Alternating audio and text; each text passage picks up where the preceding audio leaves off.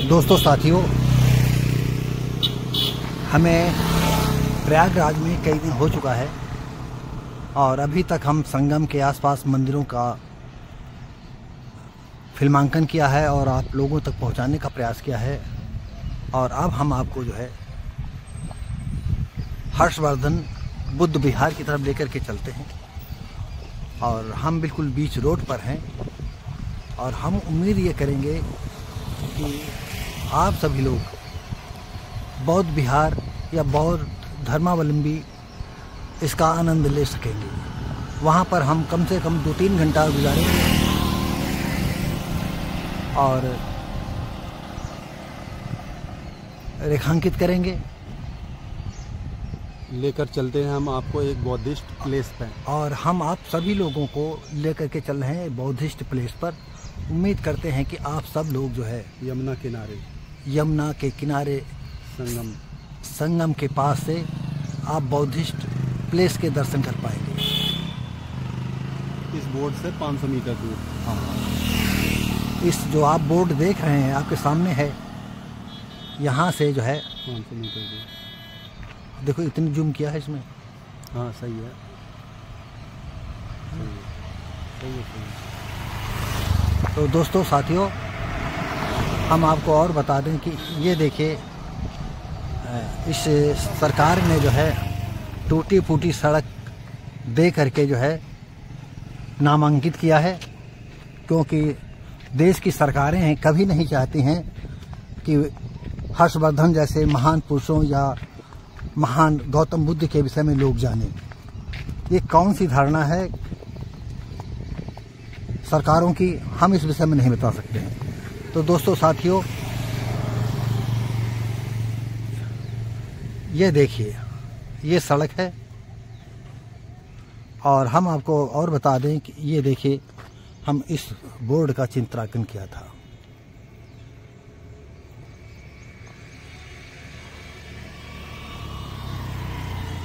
और इसी के पास से ही ये सड़क जो है जाती है। और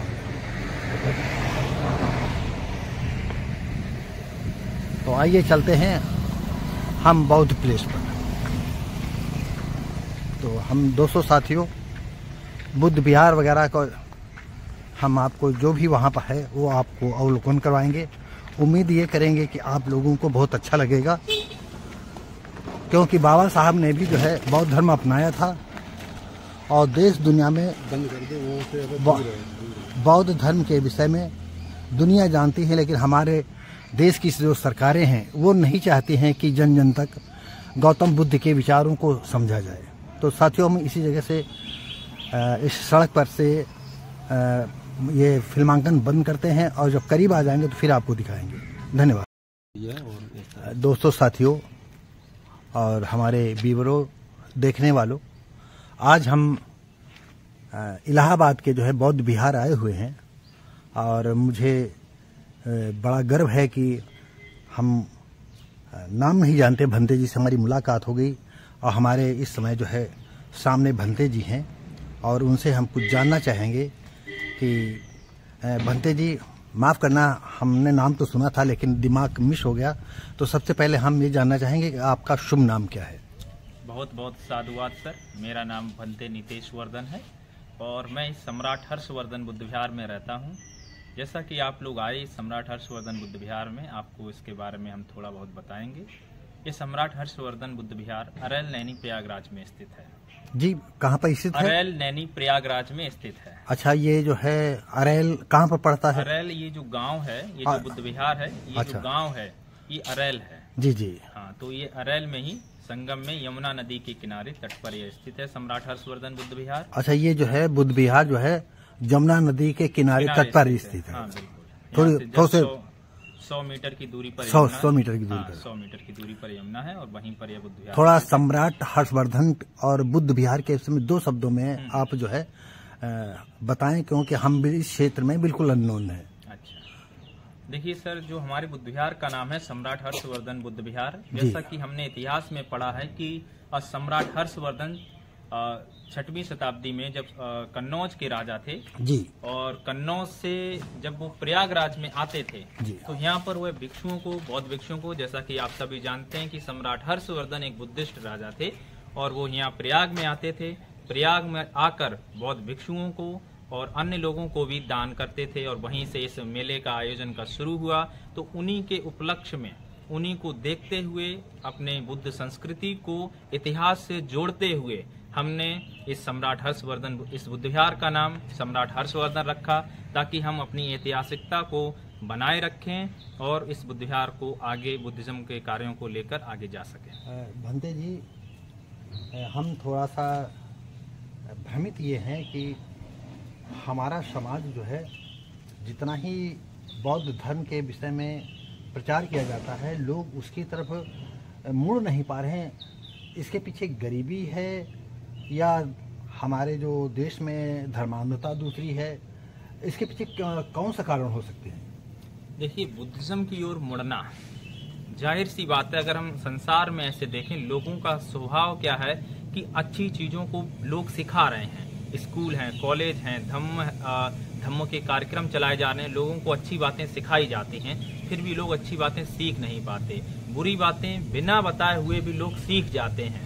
इसलिए आज भी लोग देखते हैं कि बुद्धिज्म की ओर उनका मुड़ना, जैसा कि बुद्धिज्म में जैसे भी आप आते हैं तो अच्छी बातों को सीखना, यह उनको एक कठिन सा लगता है। वैसे भगवान बुद्ध ने कहा है कि व्यक्ति को अपने आप को तपाना चाहिए, अपने आप को अच्छा बनाने के लिए कठिन परिश्रम करना चाहिए। अन्य चीजों को देखें या अन्य बातों को अगर हम ऐसे संदर्भित लें तो अन्य जगहों पर चीजों को करना थोड़ा आसान है, थोड़ा विश्वास है। यहाँ बुद्धिज्म में ऐसा है नहीं कि आप किसी को मान लें तो जिससे आपका काम हो जाएगा।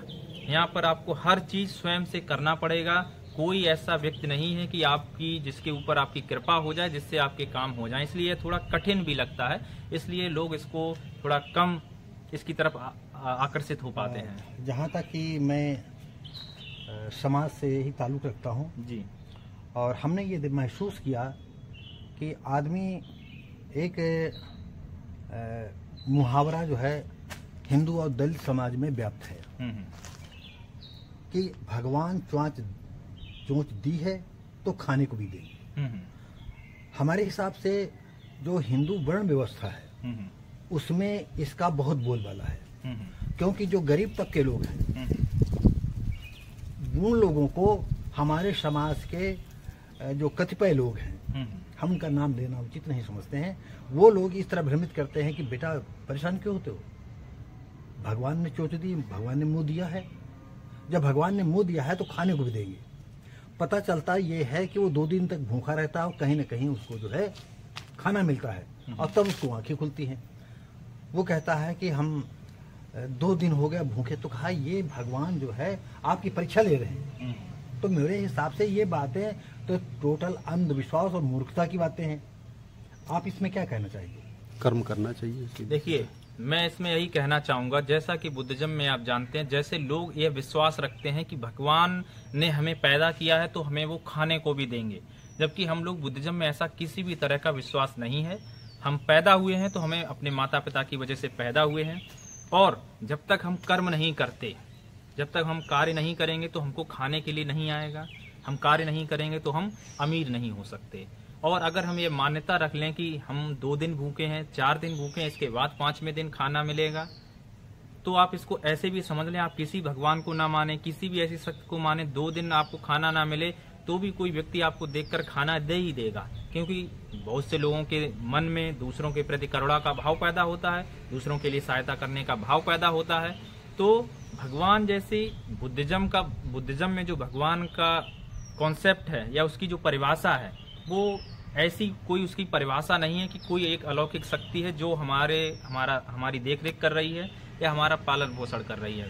भगवान बुद्ध जैसे हम लोग अगर भगवान बुद्ध कहते हैं तो इसका अर्थ है कि ऐसा व्यक्ति जिसने राग देश मोह को भग्न कर दिया वह भगवान है, ऐसा हम लोग उसको मानते हैं। तो कोई इस तरह से हम लोग विश्वास नहीं करते, और ना ही ऐसा है समाज में जो ऐसे लोग मानते हैं, विश्वास करते हैं, किसी में आंख बंद करके श्रद्धा कर लें कि मेरा यह काम नहीं हो रहा था और मैंने उनमें श्रद्धा रख ली जिससे मेरा यह कार्य संपन्न हो गया। दुनिया में बहुत से ऐसे लोग हैं जो अपने कार्य को करने के लिए मेहनत करते हैं, मेहनत करते हैं, कभी सफल भी होते हैं, कभी सफल नहीं भी होते, और कभी एक दिन सफल नहीं हुए, 2 दिन सफल नहीं हुए, 4 दिन सफल नहीं हुए, 5 दिन सफल हुए तो उसी को वो लोग उसका क्रेडिट भगवान को दे देते हैं, जबकि ऐसा नहीं है। आप बिल्कुल भगवान क्या किसी अलौकिक शक्ति को वो मान लेते हैं, जबकि ऐसा हम लोग बुद्धिज्म में विश्वास नहीं करते।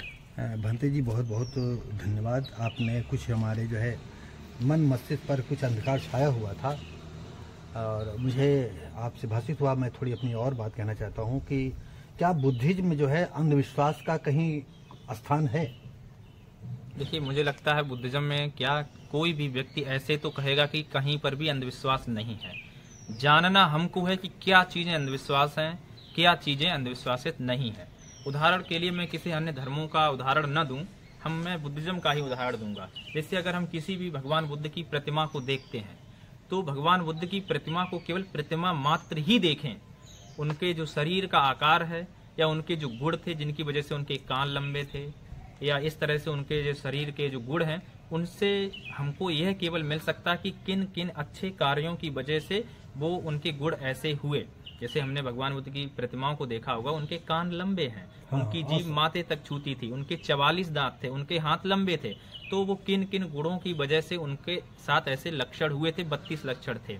अब हम अगर अंधविश्वास की बात करें तो अगर हम भगवान बुद्ध की प्रतिमा को देखें तो वह प्रतिमा मात्र ही है, उसको यह न देख लें कि ये भगवान बुद्ध हैं और ये हमारे ऊपर किसी भी तरह की कृपा कर सकते हैं। मुझे बड़ी खुशी हुई कि तुमसे अंधविश्वास के सिलसिले में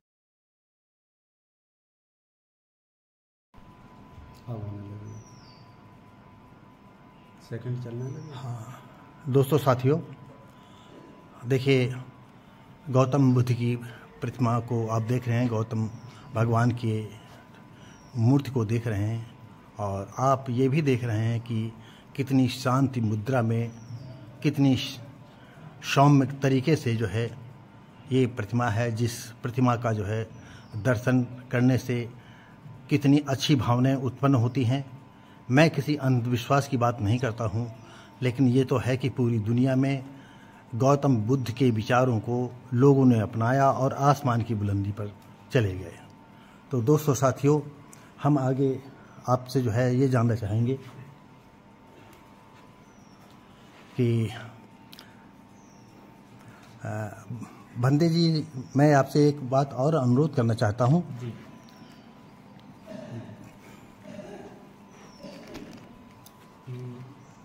यहाँ पर कितने दिन में ऐसे प्रोग्राम होते हैं और जो ये प्रोग्राम हमारी इच्छा है कि आम लोगों तक पहुँचे।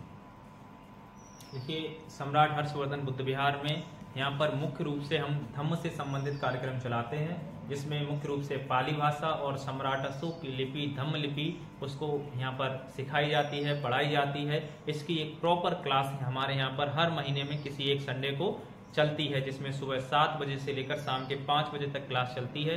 जैसा कि हमने इतिहास में पढ़ा होगा कि सबसे पहली जो लिपि है उसे क्या ब्राह्मी लिपि कहा गया है, लेकिन ब्राह्मी लिपि को धम्म लिपि भी कहा गया है। यह हमें मिर्जापुर के अरौरा शिलालेख में मिलती है।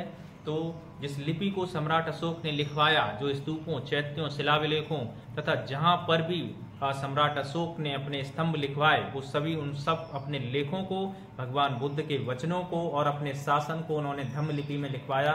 तो उस धम्म लिपि को ही हम लोग यहाँ पर पढ़ाने का प्रयास करते हैं, ताकि हम बुद्धिज्म को सही तरीके से समझ सकें और सम्राट अशोक ने क्या लिखवाया उसको हम सही तरीके से जान सकें। क्योंकि आज के समय में कहीं कहीं किसी भी अर्थ का अनर्थ हुआ है, तो उस वास्तविकता को हम जान सकें, इसलिए उसकी क्लास भी चलती है। पाली भाषा से हाई स्कूल का हम लोग एक विषय से फार्म भराते हैं, ताकि अधिक से अधिक लोग पाली भाषा पढ़ें, सीखें, समझें, और उत्तर प्रदेश में अधिक से अधिक जब छात्र होंगे तो पाली भाषा का विकास होगा और आगे चलकर हर स्कूल कॉलेज में पाली भाषा की स्थापना होगी।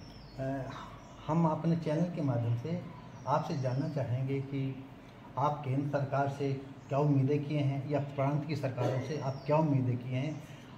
क्या प्रांत सरकार से या केंद्र सरकार से जो धर्म से संबंधित कोई आप डिमांड करते हैं, तो क्या वो पूरी हो पाती हैं या नहीं पूरी हो पाती हैं? थोड़ा सा 2 शब्दों में बिल्कुल। देखिए, जो धर्म होता है बुद्धिज्म के लोग हैं। बुद्धिज्म एक विचारधारा है, वो किसी भी जाति धर्म या कोई भी सरकार के लोग बुद्धिज्म को मान सकते हैं, अपने जीवन को अच्छा बना सकते हैं। उसी प्रकार जैसे हम लोग अपना बुद्धिज्म का काम कर रहे हैं, सरकार से एक उम्मीद रखते हैं कि भारत में बहुसंख्यक लोग रह रहे हैं। लगभग 30% जनसंख्या भारत की लगभग अब बुद्ध में हो चुकी है। तो हम लोग भारत सरकार से और उत्तर प्रदेश सरकार से उम्मीद भी रखते हैं कि कोई भी सरकार आए, चाहे वो किसी भी पार्टी की सरकार आए, और बुद्धिज्म के विकास के लिए भारत में जो प्राचीन तीर्थ स्थल हैं बुद्धिज्म के, उनको विकसित करने के लिए, उनका संरक्षण करने के लिए, उनका जो दायित्व है और उत्तराधिकारी जो लोग हैं वो उन सब चीज़ों को बुद्धिस्टों को सौंपने के लिए हम लोग ऐसा प्रयास करते हैं। इस सरकार की अगर बात करें तो हम लोगों को एक रोड की ज़रूरत थी बुद्ध विहार के लिए, क्योंकि हम लोग गाँव की तरफ से आते थे। तो अभी प्रॉपर जो मेन रोड है उसके लिए हम लोगों ने एक रोड की मांग की थी, तो हम लोगों को एक रोड भी मिला।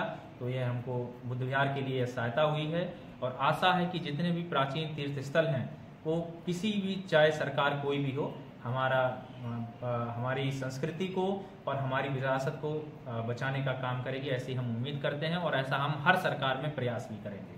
बहुत बहुत धन्यवाद भंते जी। आप मतलब हमारी भी चैनल के माध्यम से ये डिमांड होगी सरकारों से कि बौद्धिक विचारधारा को आम पब्लिक तक पहुंचाने के लिए जो भी सरकारों से बन बने वो उन्हें करना चाहिए, क्योंकि बौद्धिज्म जो है एक वैज्ञानिक तथ्य को लेकर के चलती है, शांति का संदेश देता है, शांति का संदेश देती है।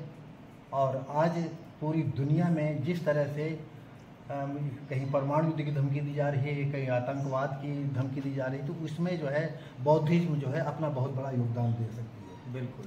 और हम आपको भंते जी से मैं अनुरोध करूँगा कि ये एक बहुत ही अच्छी प्रतिमा लगी हुई, तस्वीरें लगी हैं, तो इस तस्वीरों के विषय में जो है थोड़ा सा हमें बताएं कि जैसा कि आप ये तस्वीर देख रहे हैं, यह तस्वीर बोधगया की है। जब भगवान बुद्ध ने बोधगया में ज्ञान प्राप्ति करने के लिए बैठे हुए थे, तो कई 6 वर्ष तक कठिन तपस्या करने के बाद भी जब उन्हें ज्ञान प्राप्त नहीं हुआ तो उनका शरीर क्या जर्जर हो गया था, बहुत एकदम कुरूपता जैसा हो गया, दुर्बल हो गया था। तो उस समय भगवान बुद्ध ध्यान कर रहे हैं, तो सुजाता नाम की एक कन्या आती है, भगवान बुद्ध को खीर खिलाती है। तो उसी का चित्र यहाँ पर है। भगवान बुद्ध ने जैसे कहा कि 2 भोजन बहुत ही प्रमुख होते हैं। पहला भोजन जिसे खाकर भगवान बुद्ध को ज्ञान प्राप्ति हुई हो, और दूसरा अर्थात वो अंतिम भोजन जिसे खाकर भगवान बुद्ध को महापरिनिर्वाण प्राप्त हुआ हो।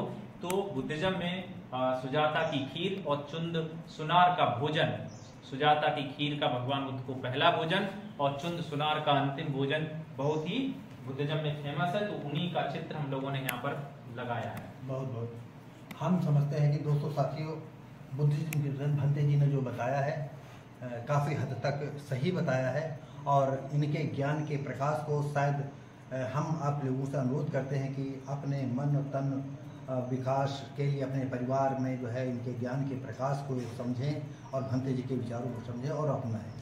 आइए हम भंते जी के साथ थोड़ा सा बौद्ध विहार में हम थोड़ा सा और अंदर क्लास में भी चलेंगे क्या? अभी अच्छा ठीक, कोई अब जल्दी करेंगे, नहीं लंबा पीरियड होगा, क्योंकि गर्मी पड़ी तो ये जो है बंद हो जाता है। अच्छा, जैसे भी है आप लोग जहाँ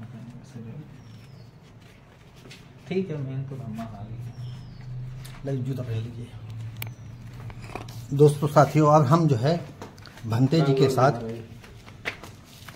अब हम इधर चलते हैं। बाबा साहब की भी ले लीजिए ना, चाहे तो उधर से। हाँ यार, ले लीजिए।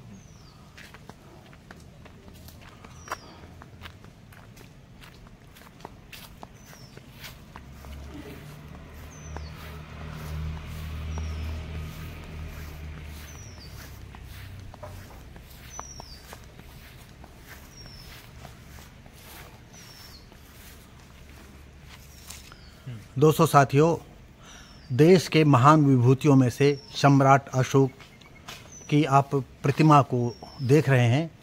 हम उम्मीद करते हैं कि देश का गौरव बढ़ाने वाले, देश का मान बढ़ाने वाले, दुनिया में बौद्ध धर्म का प्रचार करने वाले ये हमारे जो है सम्राट अशोक जी हैं, महान हैं। और इनकी जो है पूरी दुनिया में जो है कितनी महानता है इस विषय में। और दूसरी तरफ हमारे जो है डॉक्टर भीमराव अंबेडकर, भारत रत्न उपाधि से सुशोभित, गरीबों और दलितों के मसीहा। शायद इस देश की दलित समाज के लोगों को ये नहीं पता है कि अगर ये महान पुरुष बाबा साहब न पैदा हुए होते तो आप ये समझिएगा कि ऐसी सिचुएशन में क्या होता, ये हम नहीं बता सकते। तो दोस्तों, साथियों, हम बाबा साहब के विषय में, आप बाबा साहब की प्रतिमा को देख रहे हैं।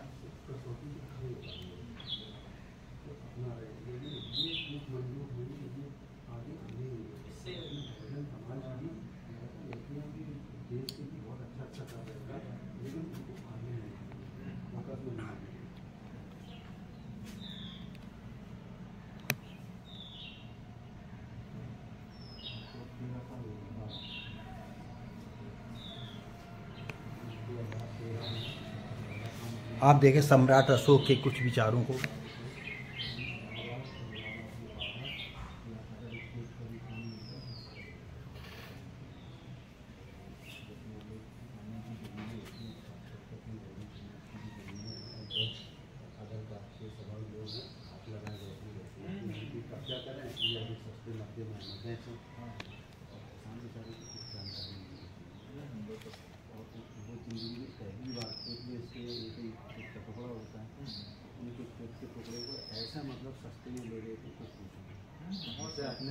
वो ऐसी परिस्थिति आपके सामने पैदा कर देंगे कि आप उनको दे दीजिए, वो सच्ची में